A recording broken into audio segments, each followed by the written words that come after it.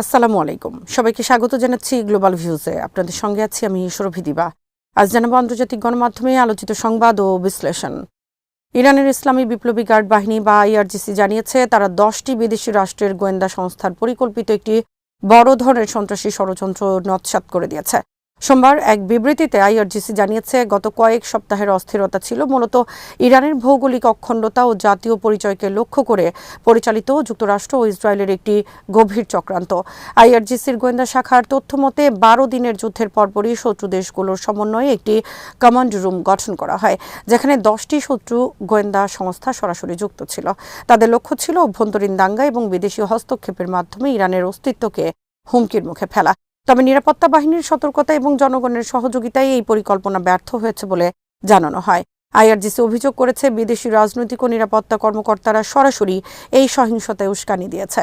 সামাজিক মাধ্যম ব্যবহার করে দাঙ্গা বাঁধানো, জনসমাবেশকে সন্ত্রাসী কাজে ব্যবহার করা এবং সংঘবদ্ধ অপরাধীদের মাধ্যমে সাধারণ মানুষ ও নিরাপত্তা বাহিনীর সদস্যদের হত্যা করে প্রাণহানির সংখ্যা বাড়ানোর পরিকল্পনা করা হয়েছিল। আইআরজিসি বলেছে বর্তমানে তারা দাঙ্গাকারীদের যোগাযোগ মাধ্যম ও সীমান্ত নেটওয়ার্কের উপর পূর্ণ নিয়ন্ত্রণ বজায় রেখেছে এবং জড়িতদের বিরুদ্ধে কঠোর ব্যবস্থা গ্রহণ অব্যাহত রেখেছে। ইরানের বিরুদ্ধে সামরিক অভিযানের মার্কিন পরিকল্পনাকে চরম ভুল এবং অবাস্তব বলে আখ্যা দিয়েছে তেহরান।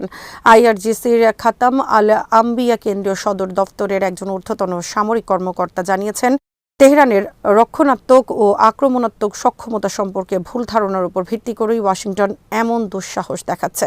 সোমবার এক বিবৃতিতে ওই সামরিক কর্মকর্তা জানান ইরানি সশস্ত্র বাহিনী কেবল হামলার সময় নয় বরং যে কোনো হুমকির প্রাথমিক লক্ষণগুলো নিবিড়ভাবে পর্যবেক্ষণ করছে। তিনি হুঁশিয়ারি দিয়ে বলেন, আমেরিকা যদি মনে করে তারা আকস্মিক হামলা চালিয়ে যুদ্ধের পরিধি নিয়ন্ত্রণ করতে পারবে তবে তারা ভুল করছে। প্রথম ধাপেই এই সংঘাত তাদের নিয়ন্ত্রণের বাইরে চলে যাবে।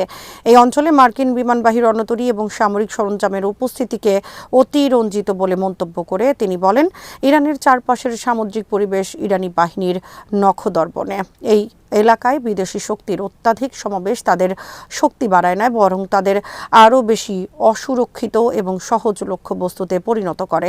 তিনি বলেন, গত কয়েক বছরে ইরান নিজস্ব নৌ ক্ষমতা এবং শক্তিশালী প্রতিরক্ষা নীতি ব্যবহার করে পারস্য উপসাগর ও ওমান উপসাগরে এমন সামরিক সমীকরণ তৈরি করেছে যেখানে কোনো আক্রমণকারী নিজেদের নিরাপদ মনে করতে পারবে না। সম্প্রতি আল মায়াদিনকে দেয়া এক সাক্ষাৎকারে ইরানি সাংবাদিক সমিতির প্রধান মার্শাল্লাহ শামস আল ওয়াইজিন জানিয়েছেন ওয়াশিংটন তৃতীয় পক্ষের মাধ্যমে তেহরানকে বার্তা পাঠিয়েছে তারা ইরানের স্থাপনায় হামলা চালাবে এবং ইরান যেন তার পাল্টা জবাব না দেয়। এর প্রতিক্রিয়ায় ইরানি কর্মকর্তারা স্পষ্ট করেছেন যে কোনো ধরনের তথাকথিত সীমিত হামলাকে ইরান পূর্ণাঙ্গ যুদ্ধ হিসেবে গণ্য করবে।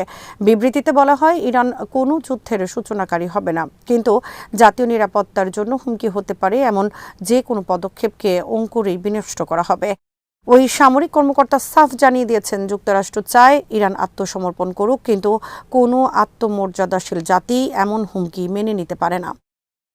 চাপ, নিষেধাজ্ঞা ও হুমকির মাধ্যমে আন্তর্জাতিক সংস্থা ও প্রতিষ্ঠানগুলোকে পরিকল্পিতভাবে পঙ্গু করার অপচেষ্টা চালাচ্ছে মার্কিন প্রেসিডেন্ট ডোনাল্ড ট্রাম্পের প্রশাসন। বাহরাইনের রাজধানী মানামায় আয়োজিত এশিয়ান পার্লামেন্টারি অ্যাসেম্বলির 16তম পূর্ণাঙ্গ অধিবেশনে এই সতর্কবার্তা দিয়েছেন ইরানি পার্লামেন্টের ডেপুটি স্পিকার হামিদ রেজা হাজি বাবাই। সোমবার অধিবেশনে দেয়া ভাষণে হাজি বাবাই বলেন, বর্তমান মার্কিন প্রশাসন এশিয়ার দেশসহ বিশ্বের বিভিন্ন রাষ্ট্রের প্রাকৃতিক সম্পদ, জাতীয় সম্পদ এবং কৌশলগত সক্ষমতা হাতিয়ে নেয়ার চেষ্টা করছে। তিনি জোর দিয়ে বলেন, কোনো দেশই ওয়াশিংটনের মাত্রাতিরিক্ত দাবি, চাপ ও ভয়ভীতি প্রদর্শন থেকে মুক্ত নয়। ইরানি এই আইন প্রণেতা অভিযোগ করেন, জাতিসংঘ নিরাপত্তা পরিষদ থেকে শুরু করে আন্তর্জাতিক বিশেষায়িত ফোরাম, বিরোধ নিষ্পত্তি ব্যবস্থা ও মানবাধিকার সংস্থাগুলোকে দুর্বল ও অকার্যকর করার জন্য একটি লক্ষ্যবস্তু ভিত্তিক ও সুসংগঠিত প্রচেষ্টা চালানো হচ্ছে। তিনি বলেন, এই প্রতিষ্ঠানগুলো বর্তমানে মার্কিন নিষেধাজ্ঞা, হুমকি অথবা ইচ্ছাকৃত অবজ্ঞার শিকার হচ্ছে। হাজি বাবাই উল্লেখ করেন, ইরান দীর্ঘদিন ধরে যুক্তরাষ্ট্রের এই দুষ্টু কৌশলের প্রধান লক্ষ্যবস্তু হয়ে আছে। এর মধ্যে রয়েছে সামরিক শক্তির হুমকি, অবৈধ নিষেধাজ্ঞা ও জাতিসংঘ সনদ লঙ্ঘন করে প্রত্যক্ষ পরোক্ষ আগ্রাসন।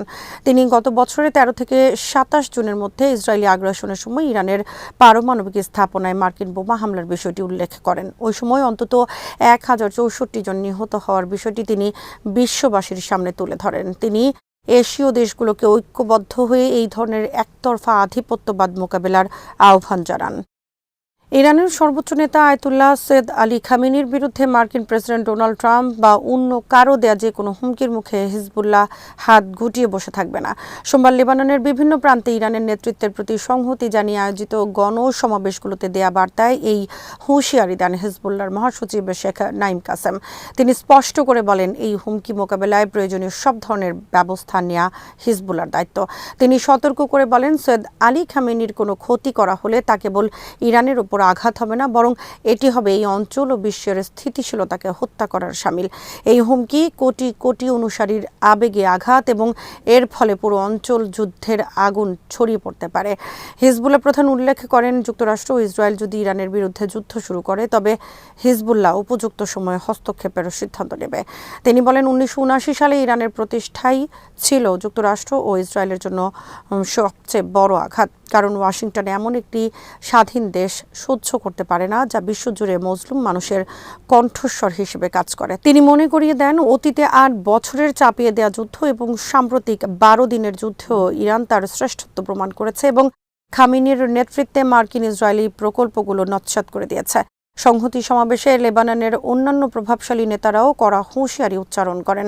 সুপ্রিম ইসলামিক শিয়া কাউন্সিলের শেখ আলী আল খাতিব বলেন, যুক্তরাষ্ট্র যদি খামেনির কোনো ক্ষতি করার বোকামি করে তবে এটি বিশ্বজুড়ে শিয়া মুসলিম সম্প্রদায়ের বিরুদ্ধে যুদ্ধ হিসেবে গণ্য হবে। আমাল মুভমেন্টের শেখ হাসান আল মাসরি যুক্তরাষ্ট্রকে বিশ্বের সন্ত্রাসবাদের জননী আখ্যা দিয়ে বলেন, ধর্মীয় কর্তৃপক্ষের ওপর যে কোনো আঘাত মানবিক মূল্যবোধের ওপর আঘাত। সিরিয়ান সোশ্যাল ন্যাশনালিস্ট পার্টির রাবিহ বানাত বলেন, অর্থনৈতিক অবরোধ এবং নিষেধাজ্ঞা মূলত নব্য উপনিবেশবাদী প্রকল্পের অংশ যা ইরান সফলভাবে মোকাবেলা করছে। বক্তারা একমত হয়েছেন, ওয়াশিংটন পুরো বিশ্বকে শাসন করতে চায় এবং ইসরায়েলের সহযোগিতায় মধ্যপ্রাচ্যের প্রতিটি প্রতিরোধ আন্দোলন গড়িয়ে দিতে চায়। তবে ইরানের নেতৃত্বের বিরুদ্ধে যে কোনো পদক্ষেপ উন্মাদনা ছাড়া আর কিছুই হবে না। ইরানের সঙ্গে ক্রমবর্ধমান উত্তেজনার মধ্যেই মার্কিন প্রেসিডেন্ট ডোনাল্ড ট্রাম্প নিশ্চিত করেছেন, যুক্তরাষ্ট্রের একটি বিশাল সামরিক বহর বা আর্মার্ড এখন ইরানের দিকে অগ্রসর হচ্ছে। তবে একই সঙ্গে তিনি দাবি করেছেন, তেহরান এখন একটি চুক্তি করতে আগ্রহী। এক্সিওসকে দেয়া সাক্ষাৎকারে ট্রাম্প বলেন, ইরানের পাশে আমাদের এক বিশাল নৌবহর রয়েছে যা ভেনেজুয়েলার চেয়েও বড়। এমন সময় ট্রাম্প এ মন্তব্য করলেন যখন যুক্তরাষ্ট্রের বিমানবাহী রণতরী ইউএসএস আব্রাহাম লিঙ্কন সংশ্লিষ্ট অঞ্চলে প্রবেশ করেছে। এই বহরের সঙ্গে রয়েছে অত্যাধুনিক F-15 এবং F-35 যুদ্ধবিমান। সহায়ক ব্যবস্থা হিসেবে জ্বালানি সরবরাহকারী ট্যাঙ্কার এবং শক্তিশালী আকাশ প্রতিরক্ষা ব্যবস্থাও মোতায়েন করা হয়েছে। হোয়াইট হাউসের সূত্র মতে ইরানকে ওয়াশিংটনের দেয়া শর্তগুলো মানতে হবে। শর্তগুলো হলো, সব সমৃদ্ধ ইউরেনিয়াম অপসারণ, দূরপাল্লার ক্ষেপণাস্ত্রের মজুদের উপর নির্দিষ্ট সীমা নির্ধারণ, হিজবুল্লাহ ও হামাসের মতো প্রতিরোধ আন্দোলনগুলোতে সমর্থন বন্ধ করা এবং স্বতন্ত্রভাবে ইউরেনিয়াম সমৃদ্ধকরণ নিষিদ্ধ করা। তেহরান অবশ্য শুরু থেকেই এই শর্তগুলো প্রত্যাখ্যান করে আসছে। ইরান বলেছে, হামলা হলে এমন পাল্টা হামলা হবে যা ওয়াশিংটন কখনো কল্পনাও করেনি।